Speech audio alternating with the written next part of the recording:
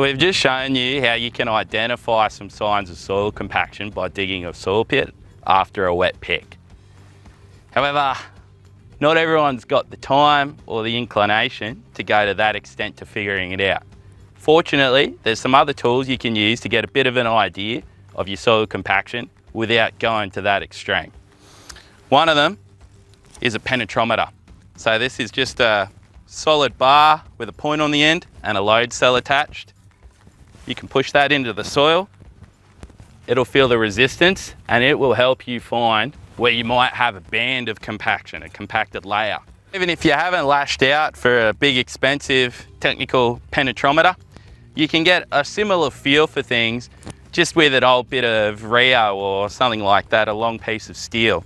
So insert it into your furrow where the wheel traffic's come through, and that'll give you a feel for the worst of it, the most intense resistance.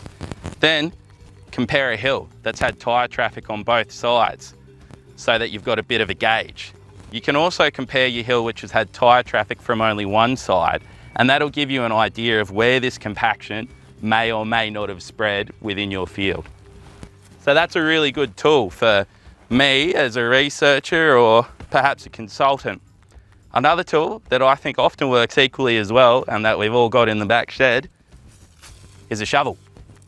You can use the shovel in a similar way to the penetrometer by inserting it into the ground and feeling the resistance.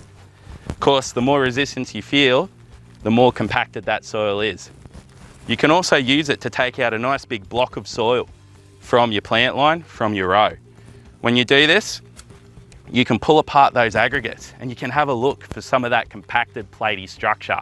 Or maybe you find some really good blocky kind of structure, which is actually what we're looking for, with some nice pores in it, which might indicate that the compaction's actually not that bad. So this shovelful has been taken. I've removed the top of the hill and I've dug about 15 centimeters or so under that hill. So this is directly under there where you're getting a lot of that compression coming through from the furrow into the sides. What you can see here, and evidence of the compaction, is that a lot of this is really structureless. It's got what we call platey soil structure, but you can see it's being compressed down. If you compare that to some of the nicer soil structure from the very, very top soil, or from under some of those rows that have only had compaction from one side, you'll be able to get a bit of a picture, again, of where that compaction's moved through your field. What's important in observing this is understanding that this is directly under your plant line. So this is now what your roots are going to have to grow through in the future. The other way that you can begin to assess some of the severity of your soil compaction is by looking at the depths of wheel rutting in your furrows. If you've farmed in this field for a number of seasons, you're already going to have a fair idea of what kind of rutting to expect. But by using a bit of a comparison between, for example, here on the picker track and here where the tractor tracks traditionally go, you can sort of see just how much the picker has compacted that soil and induced these effects.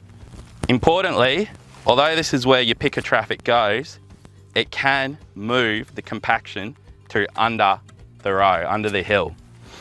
The shovel's a really good tool to remove that hill and actually investigate what's going on down there where it's going to affect your plant line.